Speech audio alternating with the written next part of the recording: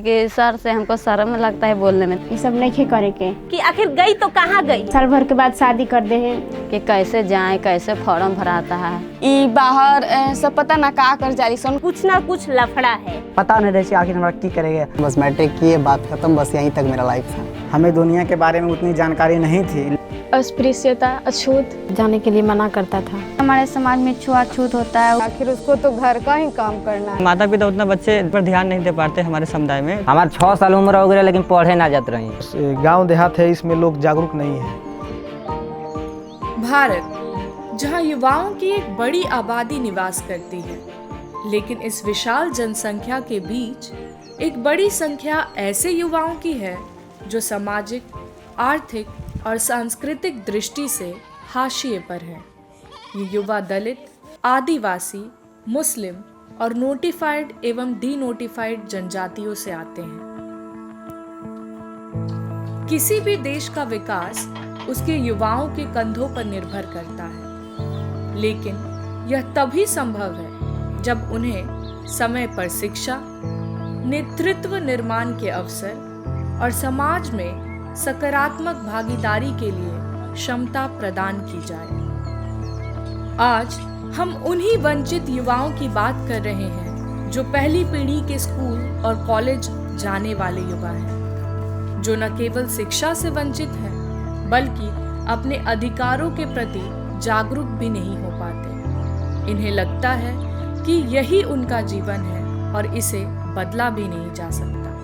कोई तुमको आंख दिखाए तो आंख दिखा देना, तो आंख दिखा देना। हम भीमराव के बच्चे हैं उनको समझा देना, हम भीमराव के बच्चे हैं उनको समझा देना।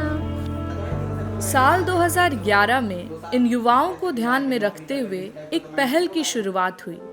यह पहल एक मंच का निर्माण करती है, national youth equity forum NYEF, जो युवाओं को जाति, धर्म और लिंग से परे जाकर गरीबी और जाति के कुचक्र से बाहर निकालने के अवसर प्रदान करती है। यह मंच पहली पीढ़ी के शिक्षित युवाओं को उनकी सकारात्मक पहचान दिलाने और समाज में नेतृत्व के नए आयाम स्थापित करने का प्रयास करती है। उस टाइम मेरा पढ़ाई बंद हो चुका था, और लेकिन यहाँ पर जुड़ने के बाद हम लोग आज हम 11वीं क्लास में पढ़ाई कर रहे हैं। समुदाय में बच्चों को बुलाते हैं, पढ़ाते हैं और समझाते हैं, और अगर बच्चों को कोई दिक्कत आती है स्कूल में या कोई फॉर्म भराने में तो मैं उससे मदद करता हूँ। पैसा भी मांगे में थोड़ा अलग टाइप के लागेला, मतलब अब लागेला ना एक जिम्मेवारी टाइप के आ गई बैठे अपना ऊपर। तो मैं पहली लड़की हूँ अपनी पंचायत में कि मैं जाकर पढ़ाई करती हूँ, चाहे कहीं मीटिंग करती हूँ। लेकिन सभी बताइए जा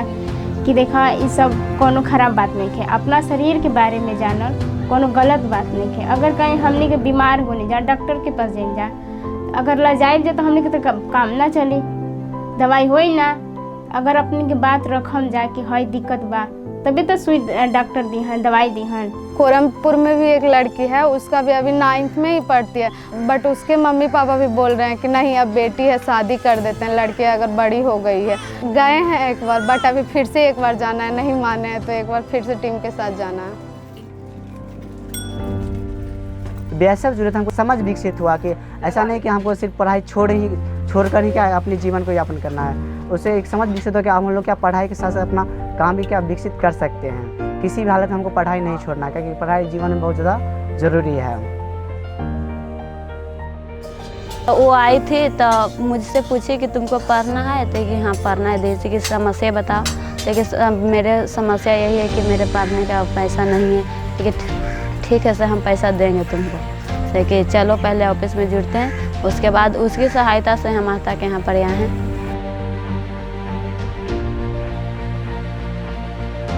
उसके बाद छोट भाई से सिस्टर जो ना पढ़ली सन, उन्हीं के सोचा जाता है कि उन्हीं के मतलब शादी कर दिया जाए। फिर हम कहते काहे के शादी करबे, झूठ के पढ़ते बैसल पढ़े जा आगे कोनो के कुछ कौन के जानता कोना किस्मत में काली कर कोनो कुछ में नौकरी लाग जी, और तो हम लोग शादी करे में आसान हो जी।